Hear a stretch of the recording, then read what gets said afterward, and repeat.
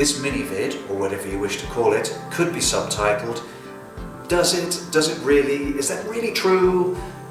Let me tell you a quick story. So many years ago I was told this story. A telephone engineer went to a customer's house, an elderly lady, who insisted that her dog knew when the phone was going to ring. She insisted that her dog was psychic because it always knew the phone was going to ring and it would bark and then the phone would ring and blah blah blah. So the engineer was like, yeah, all right, fair enough. Where's the phone point? And went home and started fixing the phone.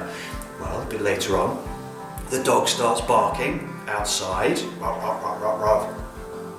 and then the phone rings. Ooh. So now the engineer is beginning to get caught in this, like, oh my goodness, is this dog really psychic? Well, here's the sad part of the story, but there's a happy end point, so bear with me. Well, it turned out when he went outside, the dog was chained up to a post with a metal lead and collar.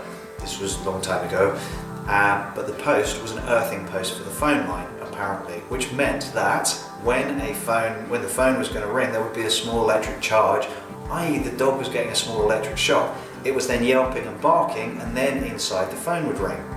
Well, the good news is, before you write to me, the good news is that the engineer obviously realised what had happened, told the elderly lady. She was dreadfully upset about the whole thing, took the dog off the post lead, etc., etc. So the dog had, it was rescued by the engineer. That's the good point about it.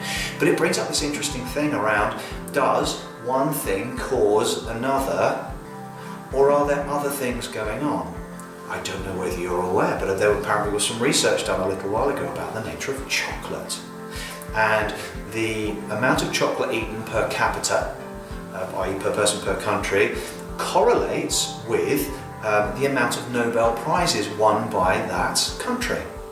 So of course the chocolate industry were like, hey, this is fantastic. What this means is, eat more chocolate, must make more clever. Or clever people eat more chocolate. Yes, we win either way.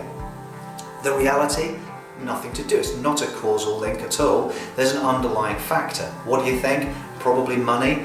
The wealthier a country, the more likely they are to eat chocolate, the more likely they are to have the time to do research and win Nobel Prizes and contemplate navels, etc. So this is the thing, like, does A really cause B? Well, often not. There's some underlying factor which leads to both of those things happening. So this poor dog, the same thing was going on. The dog didn't cause the phone to ring or didn't predict that the phone was going to ring. What happened was there was an underlying factor, i.e. electric shock kind of thing, as the phone line triggered. Dog barks because of that, because there's a C down here. Dog barks, then nothing there, phone rings. But because it's a sequence, we kind of go, oh, this thing must cause another. So just consider that.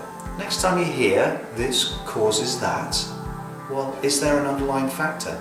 Maybe I'd even challenge or at least consider this whole idea about 5 fruit and veg a day, and the people that eat 5 fruit and veg a day, then they live longer.